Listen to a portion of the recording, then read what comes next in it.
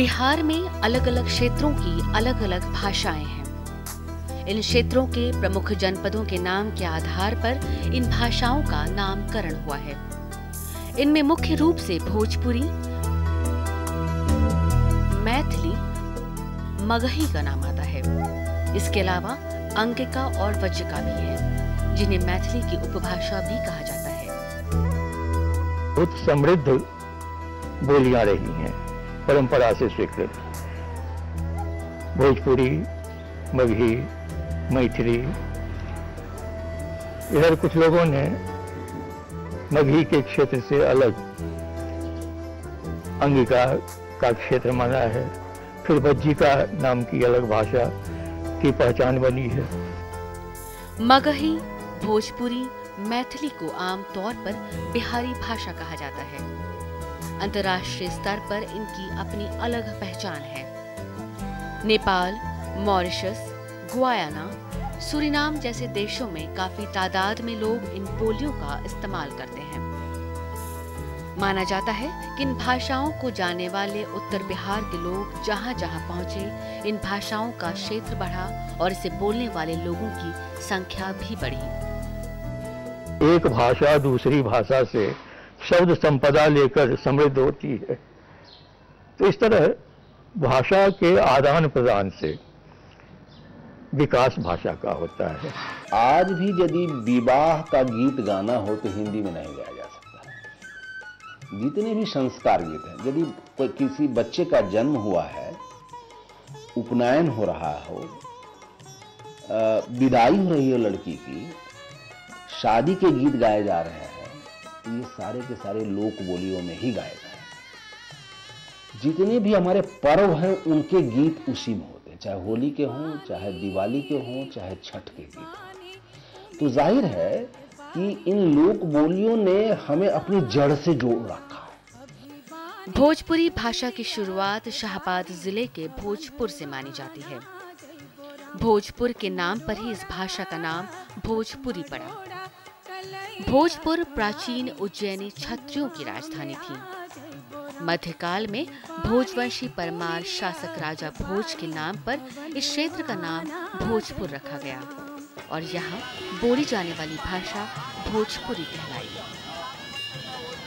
भोजपुरी भाषा का इतिहास 7वीं सदी से शुरू होता है। गुरु गोरखनाथ की गोरखबानी में भी इस भाषा का प्रयोग हुआ है। संत कबीरदास का जन्मदिन विश्व भोजपुरी दिवस के रूप में मनाया जाता है। वर्तमान में इसे बोलने वाले बिहार और उत्तर प्रदेश के करीब 50,000 वर्ग मील में फैले हुए हैं। ये भाषा बिहार के भोजपुर के अलावा बक्सर, भभुआ, रोहतक, सारण, सिवान, गोपालगंज, पश्चिमी चंपारण जिले में बोली जाती है। बिहार के करीब 1 करोड़ 10 लाख लोगों की मातृभाषा भोजपुरी है।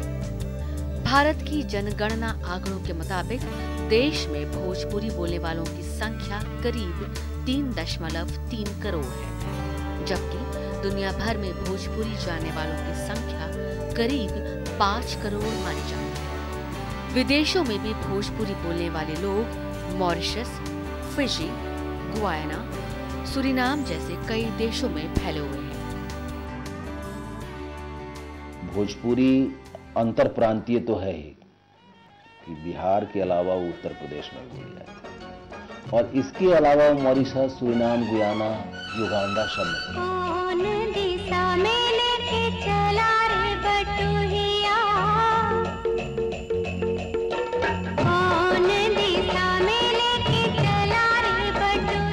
भोजपुरी के प्रचार प्रसार में इस भाषा के फिल्मों की भी अहम भूमिका है।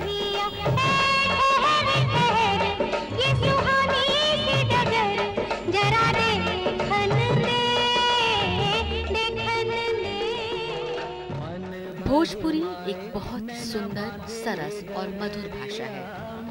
भोजपुरी भाषा में साहित्य हालांकि बड़ी संख्या में नहीं है, लेकिन विश्व स्तर पर इस भाषा का प्रचार प्रसार हो रहा है। भोजपुरी के प्रमुख रचनाकार भिखारी ठाकुर हैं। इन्हें भोजपुरी का शेक्सपियर भी कहा जाता है। इन्होंने भोजपुरी गीतों और नाटकों की रचना की है। लोक संगीत के क्षेत्र में भिखारी ठाकुर की एक अलग पहचान है।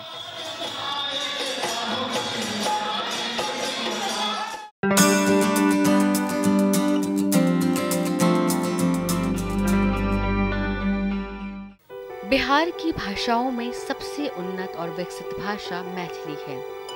इसकी शुरुआत 10वीं शताब्दी में हुई थी। मैथिली की सबसे पहली रचना ज्योतिश्वर की है। मैथिली भाषा विदेह महाजनपद की भाषा है। बिहार के दरभंगा, मधुबनी, समस्तीपुर, मधेपुरा, सहरसा, सीतामढ़ी और पूर्णिया जिलों में ये भाषा बोली जाती है। बिहार में करीब 1 करोड़ लोग मैथिली बोलते हैं। इसे बोलने वाले बिहार के अलावा दूसरे राज्यों और विदेशों में भी हैं। मैथिली भाषा जे आइ विश्वक सर्वप्रमुख भाषा सबमे सँ एक मानल जाइत अछि। निर्विवाद रूप सँ विश्वक प्राचीनतम भाषा सबमे सँ एक अछि। प्राचीन मैथिली के विकास का शुरुआती दौर प्राकृत और अपभ्रंश के विकास से जोड़ा जाता है। करीब 700 ईस्वी के आसपास इसमें रचनाएं की जाने लगी। कवि कोकिल विद्यापति इस भाषा के सबसे बड़े कवि हैं। विद्यापति ने मैथिली के अलावा संस्कृत और अवहट्ठ में भी रचनाएं लिखी हैं। ये वो भाषाएं हैं जिनसे मैथिली का विकास हुआ। निश्चित रूप से विद्यापति हमर मैथिली कवि छलाह। कवि कोकिल महाकवि विद्यापति रचना प्रसंग में एतबे कहब पर्याप्त है जे विद्यापति के जो विश्व कवि दर्जा देल जाइत अछि ओ कोनो अतिशयोक्ति नहीं अछि। कारण जे रविन्द्रनाथ टैगोर सेहो अपन रचना में विद्यापति प्रभाव से प्रभावित देखल जाइत छथि। समालोचकक ई मत छनि। वर्तमान में भी मैथिली पर शोध हो रहा है। कई लोगों ने इस भाषा में शोध किया है। डॉक्टर हरिमोहन झा, बाबा उग्र नारायण मिश्र मैथिली के जाने माने लेखक हैं। सन 1967 में भारत की साहित्य अकादमी ने मैथिली को साहित्यिक भाषा का दर्जा दिया और इसके 36 साल बाद यानी सन 2003 को मैथिली को संविधान की 8वीं अनुसूची में शामिल किया गया। भारत सरकार एकरा संविधानक 8म अनुसूची में स्थान दऽ देलक। तहिया सँ एकर महत्व आर बढ़ि गेल अछि। एखन जे कॉम्पिटिशन के युग छै, एहि प्रतियोगिता के युग में बीपीएससी, यूपीएससी एहि महान परीक्षा सभक माध्यम सँ आब मैथिली भऽ गेल अछि। यह कारण अछि जे मैथिली भाषा साहित्य पर एखन बराबर काज चल रहा अछि। अब कह सकते हैं इन तीनों बोलियों में मैथिली की स्थिति थोड़ी अच्छी है क्योंकि उसको साहित्य अकादमी में स्थान मिला हुआ है। 8वीं अनुसूची में भी राजनीतिक कारणों से उसे महत्व मिल गया। आज हमारे घर के लक्ष्मी चमरखानी जूता ऐसा चेहरा काहे बनल?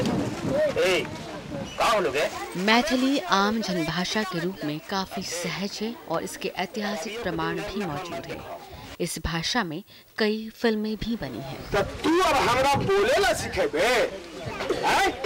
सार बाप के हर चलावी गोड़ खिया गेलो। अब तू हमरा सामने बैठ के खटिया पर फुटानी छाट रहे।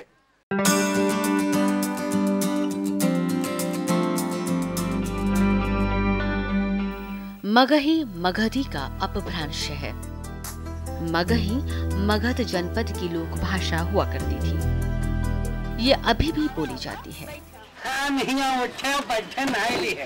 सामागधी मूल भाषा यानी भाषाओं की उत्पत्ति मागधी से हुई और उसी मागधी से मगही की भी उत्पत्ति हुई। यह सही है कि मगही में शुरू में रचनाएं थोड़ी कम थी, लेकिन आज जिस तरह से लोग लिख रहे हैं, साहित्य की सारी विधाओं, नाटक हो, कविता हो, कहानी हो, एकांकी हो और आजकल जो नई नई विधाएं प्रचलित हैं, उसमें भी मगही के रचनाकार लिखने लगे हैं और आज मगही की ढेर सारी रचनाएं हैं। इसका भोजपुरी और मैथिली से जुड़ाव भी दिखता है। मगही बोलने वालों की संख्या करीब 1 करोड़ 30 लाख है। ये बिहार के पटना, गया, जहानाबाद, नवादा और नालंदा के इलाकों में बोली जाती है। मगही की धार्मिक भाषा के रूप में भी बड़ी पहचान है। कई जैन धर्म ग्रंथ मगही में ही लिखे गए हैं। प्रारंभ से ही जब से मागधी से मगधी निकला, मगही भाषा निकली, तब से हम लोग बोलते आ रहे हैं और बिना साहित्य के मगही आज तक जिंदा है। शुरू में इसके साहित्य कम मिलते हैं, आज तो बहुत साहित्य हो गए, लेकिन बिना साहित्य के मगही पूरे मगध क्षेत्र के जहाँ लोग हैं वहाँ आज भी जिंदा है। मगही के पहले महाकाव्य की रचना महाकवि योगेश ने की। कई पुरस्कारों से सम्मानित योगेश्वर प्रसाद सिन्हा योगेश आधुनिक मगही के सबसे लोकप्रिय कवि माने जाते हैं। 23 अक्टूबर को उनकी जयंती मगही दिवस के रूप में मनाई जाती है। हालांकि इस भाषा के पहले कवि ईशान माने जाते हैं। इनका रचना काल 7वीं शताब्दी माना जाता है। सिंह वंश की प्रारंभिक भाषा भी मगही ही थी। इसे राष्ट्र भाषा के रूप में दर्जा मिला हुआ था। मगही को पाली भाषा भी कहा जाता है। अनुसूची में मैथिली का तो जगह मिल गए, भोजपुरी वाले लोग लड़ी थे, लड़ाई तो हमनियों करी थी। तो जब सब मिलजुल के मगहीला जोड़ लगावे तो वो दिन दूर न है जब अपन मगही भाषा भी संविधान के 8वां अनुसूची में शामिल हो जाता है।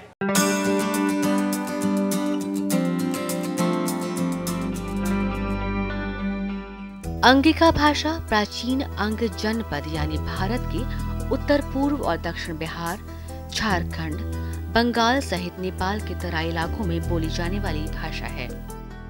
इस प्राचीन भाषा को भागलपुरी भाषा भी कहा जाता है। अंगिका भाषा बिहार के भागलपुर, मुंगेर, बेगूसराय, खगड़िया, देवघर, दुमका, सहरसा, पूर्णिया सहित 17 जिलों में बोली जाती है।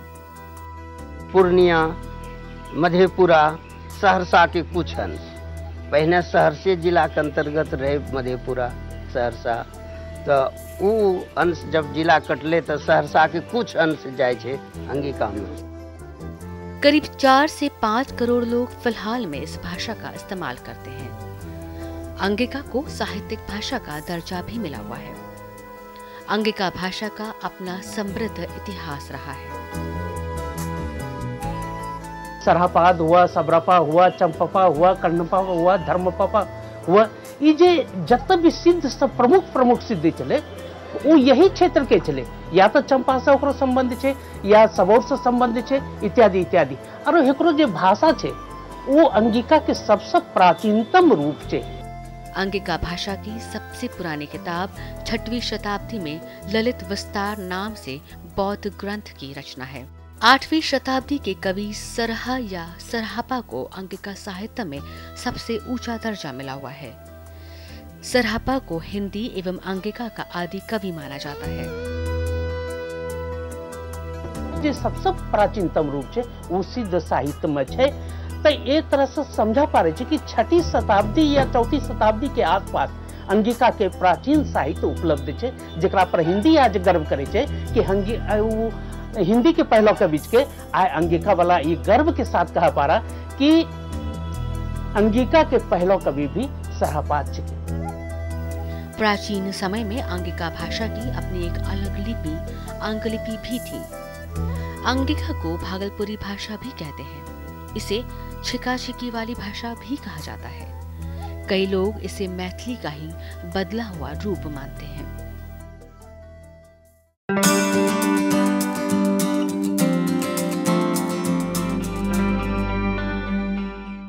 वैशाली, मुजफ्फरपुर इलाके में बोली जाने वाली भाषा वज्जिका कहलाती है। इसे बोलने वालों की संख्या करीब 62 लाख है। वज्जिका मैथिली की एक उपभाषा मानी जाती है। जहाँ पर वो भोजपुरी से मिल रहा है वहाँ पर उसका टोन है, जहाँ पर मैथिली से मिल रहा है वहाँ पर छीछा के प्रयोग हो जा रहा है, जहाँ पर वो फिर नेपाल के तराई में जा रहा है तो वहाँ पर उकर भाषा के आधार बन रही है। वज्जिका वज्जी संघ की भाषा है। इसे पश्चिमी मैथिली या मैथिली भोजपुरी कहा जाता है। वैशाली जिला, मुजफ्फरपुर जिला, पूर्वी चंपारण, सीतामढ़ी, शिवहर, समस्तीपुर, दरभंगा जिले का पश्चिमी भाग और नेपाल तराई का इसके सामने वाला जो क्षेत्र है वो पूरा का पूरा क्षेत्र वज्जिका भाषी है। राहुल सांस्कृत्यायन जैसे विद्वानों ने वज्जियों की बोली समझकर इस भाषा को वज्जिका का नाम दे दिया था।